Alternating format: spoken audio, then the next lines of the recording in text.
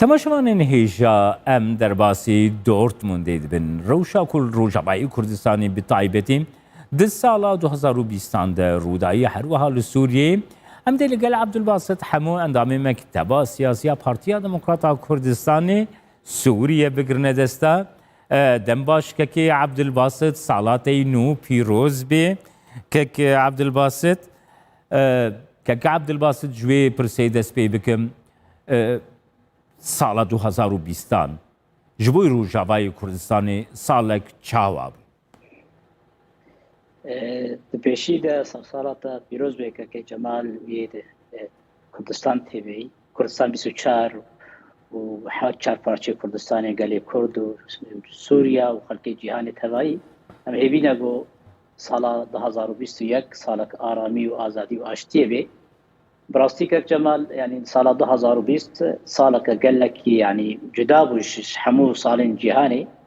Got bi rastî dinya tev korona yani heja û hîna jî berdewam e lê ew bandora herî giring jî bêhtir li xelkê Sûrî li krîza Sûrî jî yani 2021 dikeve 10 salî krîza xwe de û qurbaniyên gelê Sûrî dide û bi taybet gelê me Kurd. Lê ez karim bêjim 2020 hinek xalên giring hatin danî tevlû yani negeşbînî hebû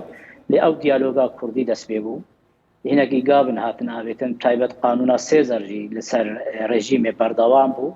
û tev jî yani ew tiştê got wed raporê deganîn bêguman ew jî herî berbiçav bûn. Lê em hêvîne jî got îro Kurd û rewşa Kurda û rewşa maya Bakurê Sûriya tevayî û em karibin gavne baştir bavêjin em haziriyê bikin ji guhirtinê têra 2021 rastî wê gelek guhertin û vejîn têde hebin. Kekê Abdulbasit ger em bûyeran bigirine desta yani mezintirîn bûyer ji bo Rojavayê Kurdistanê ji bo platforma Rojavayê Kurdistanê bêguman diyaloga enekese û pêyeneke bû. Neh me ser vê diyalogê ve derbas dibin ji bo çi heta niha jî li hev hatinekî dawî di navbêna aliyan de pêk nayir nirxandina te çiyekekê Abdulbasit. Bi rastî ew pirsa herî giring e Cemal yani îro em Kurd di rewşa gelek xirab û zehmet re derbas bin nakokên herêmî û dewletî li ser xaka Sûrî bi taybet ser rewşa Kurda lê ev diyaloga gudan û standiniya Kurda da gelekî dirêj kir. Bi rastî tê diyarkirin û necediyetek heye nerastiyek heye hêlêdî de got hinekî wek hûn dizanîn tektîkê dikin hinekî xwe nadin ber çareseriyeka yekî şerîkatiyeka rast û durust. Yani ew bêhtir biryara yekrêziya gelê Kurd biryareke dibe ser esasê berjewendiyên gelê Kurd bê. Bêguman hinek jî hene yani ew berjewendiyê gelê Kurd hinekî bi awakî yani sanewî lê dimezin. Ber vê yekê jî em dibînin enû tevlû zehmetiya gerek ev yekrêzî berdewam bibe û mirov karibe hêviyekê biçêne ew hêviyê got miletê Kurd dixwaze yekrêziya Kurdî bimeşe. Lê fişarên van kesên serpereştiyê dikin gereke em hêvîne got vê carê piştî hatina Joe Biden û taqimê wî got bêhtir karibin çareseriyekê û bêhtir yekrêziya gelê Kurd bê meşandin û serkevê û nakokiyên guhayî jî bên rakirin hêvîne jî lê ew hêvî jî negeşbînînin wek hineka gotî lê em siyasetê de bêjin nebêjin divê daîmen mirov berxwe bide û hêviya miletê xwe daîmen. Kekê Abdulbasit her wiha her divan roşan de di platforma siyasî Rojavayê Kurdistanê de jî tê münaqeşekirin ku êrîş hemberî çendîn ofîsên Partiya Demokrata Kurdistan Sûriye her wiha ofîsên enekese ofîsên aliyên din ên enekese jî êgo pêk hatî hebûn tê nirxandin ku ev êrîş di rastiya xwe de hemberî diyaloga Kurdî bûye. Kîne ev aliyên têgider ê ku dixwazin diyaloga Kurdî ser nekeve? Yani ew rast e tiştê dibêje hinek hene naxwazin diyalog serkevê hinekî daxuyanî enekesê hatin diyarkirin lê wek mirov demat şopênên berê jî ew kesên alavên destê peyedê û dezgehê peyedê û ciwanên şoreşger bûn ne cara pêşiye got bargehê enekesê hatin şewtandin û hîna jî berdewam in revandina zaroka û ew biryarên gon hatin danîn. Evana tê diyarkirin enû gesin li Qendîlê ne کەسێنگۆ ناخوازن یەکرێزیان مەلا کوردستانە سووریایی بمەشێ ئەوانە ناکۆکیە چێ دەکەن و دیارەژی تێ قیاکردن ئەو کەسێن ئالی دیتر سێ چار ئالی تێداهانە نا یەکسەر ئالینە لێ هێوینەژی گۆ فشار و ملەتێمە فشارە بکێ و ئەو کەسێن نەخێرخواز ڕۆڵاوە نەمینێ لێ ئەم وەک ئەنە کەسێ یەکیتیە کورد و یەکرێزیە گەلێ کورد سەر ئەساسێن بەرژەوەندیên نەتەوی چ ببێ ئەم ئامادەنە حتا گۆ ئەم کو دەرێژی دەرکەبن داما گۆ یەکرێزیە گەلێ هەر divê çerçeveyê de dixwazim ji te bipirsim kekê Abdulbasit Nuha rewşa aborî li Rojavayê Kurdistanê rewşa gelekî aloz di rapora xwe de jî me destnîşan kir ku bi mixabinî ve ji derveyî deriyê sîmal keve tu alîkarî tu piştgirî di gelek kertan de êku bikar bin ji bo Rojavayê Kurdistanê derbas bibin nîne vê yekê bêguman bandorekî gelek neyênî ya aborî Rojavayê Kurdistanê peyda kiriye her wiha rêveberiya xwe ser bernameyekî wê ji bonî baştirkirina rewşa aborî li ser erdê xuyaye diyar nabe gelo diyaloga we serketina we di rewşa aborî de jî dikarê rehetiyekê ji bo Rojavayê Kurdistanê peyda bike kekê Abdulbasit هەلبەت ینی ئەو دیالۆگا و ئەنجامێکی باش ببێ بێگومان وێ ڕەحەتیەکێ بکێ وێ یەکرێزیە کوردی باندۆرا سیاسی دەبکێ دوارێ ئەبووری دەبکێ ملەتێ ماوەی بهێز ببێ وێ خەلکژی حەساباش کوردارە بکێ وێ ڕەوشا کووردا تایبەت دانوستاندنên ئەبووری نابەرام کوردستانە سووری و هەرێمامەیە کوردستانە عراقی دەوێ گەلکی ئابووری خۆرتر ببێ وێ بازرگانی چێبێ و ملەتێ مە بەگەرێ سەرخاکەخوا بێگومان ئەنجام دبدێ و ڕێکەفتنەکە دروست و ڕاست ببێ ملەتێ مەژی وێ بەگەرێ سەر خاکە خۆ بەرەبانیر بەرخاکە خۆ بدێ هەیڤیان بە ئەوە گۆ ینی ئەو ڕێکەفتن ساڵانودا بسەرکەوێ ملەتێ مەژی بەگەرێ و پێشمەرگە ڕۆژی بەگەرن و ئەو ناکۆکیە دنابەرا کووردا دەنەمینن و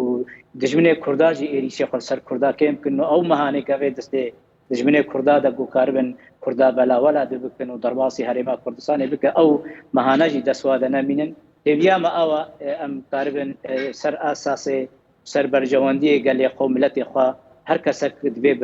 بەرپرسیارەتی کەکێ عەبدولباست هەروەها گەفێن کو لە هەمبەرەی ڕۆژاوای کوردستانی تێنەکردنەوە ئەو گەف بمخابنی بە نەتەنێش ئالیەکی بنە هەمبەری عین عیسەیە گۆمەد راپۆرتی دە پێشکەشکردنەوە گەفێن کەسین چەکدارین نزیکی ترکیە هەنە گەفێن ترکیە بخوا هەنە گەفێن ڕژیمی هەنە رووسیا دیارە دنابێنە بەرنامەیەکی دێ divê rewşê de ev gefên ku li hemberî Rojavayê Kurdistanê pêktên nirxandinekê ji te werbigirim kek Abdulbasit û girêdayî vê rewşa diyaloga Kurdî Kurdî jî dikarê bibe rêgirek li dijî van gefan jî هەلبەت ینی ئەو گەف هەرێ بەردەوام بن و دەزانن jî سووریا بووە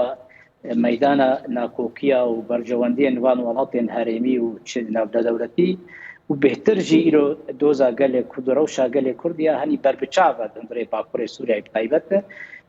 bêguman dema got ew rêkeftin bibe wê mehaneyên destê gelek gefa de nemîne û ew kesên êrîj dikin û ew planên got li bin masê li hev dikin wê hinekî vala derkevin û ev yanî îdara Amerîkiya nû jî xwe mijûle bêguman çi Rûsya bê çi rejîm bê çi danûstandê li gel li Tirkiye dixwazin her yekê tiştekî ji xwe re qezenc bike وروبرو وقوتي قاضي خطوه خطوه بعد ماشن يعني وقت قدم المناطق جير بالجنوب العربي يعني هل يك السياسات تخازي قاضي قباب جير الجوري برجواندي خا لام كرد هنا اكيد بامجي الجوري برجواندي خو وما في خو قال امنا بن الاف غيري خو امنا كي دميره درباس بكن ودماغو ترينجي درباس به هنا كي جي بوشماني نما فيدت كي بيغمان قال كرد بفشاره وبميراني رابي سربيا یەکرێزیە gelê Kurd ser esasekî netewî divê ava bê ne ser esasekî got wela her yekî desiladar e bi çavê desiladariyê bi çavê wekî derbas kekê Abdulbasit her wiha min dixwest ez bizanibim ku kekê Abdulbasit min dixwest ez wê yekê jî bizanibim ku ev gerîn ku ji bo Komîteya Destûrê pêktên di sala 2020 de ê ku encamekî destkeftiyeke ku serdesta xuya bikê tune bûn gora bahweriya te di van gerên nû de dikarin destkeftiyên baştir û binavkirina rewşa Kurd li Sûriyê bê ziman? سرمینه امریکا و سر او کسین سرپرشتی دکه براستی یعنی ایرو او کسین خودانه بر یکریزی بر کرجی البته گاوا بابیشن هناك از گشبینه مجبرگو بر جواندین امریکا و هرم نممکن اولو يعني بحساني هرم سوريا تماوي وعراق يعني ولو دست روسيا دا بردن ياجي ايران ابانا ناكوكي نافداري سر اساس سياسي دولي ام دزان قالك دو او هرم بريبه دچين مناطق نفوذ دي مشان دستيفا ولاتين زلهيزن يعني تش امريكا روسيا وتش ايران وتركيا بون دقال ولاتين ديتر اسرائيل بيغومان هري جرينجا يعني اولات هكر هاتو برجواندي ما وكردا نزيكي هبن بيغومان بشتبانيا كردا لهكر ام كرجي نك رئيس بن ومنكر من برجواندي خلقالي باراليل با برجواندي با ولات بيغومان امي تيك بهرن وهنا كيجي هكس الهبكي وندزاني جودان صاني سرعين عيسى قال لك جرينج دمشن لنا برابا ولاط سپاس بۆتە عەبدولباست هەموو ئەندامی مەکتەبە سیاسیە پارتیا دموکراتە کوردستانی سووریە کوژ دۆرتموند ئەڵمانیا تولگەل تەماشەوانین هێژە ئەم دەرباسی بۆ هەم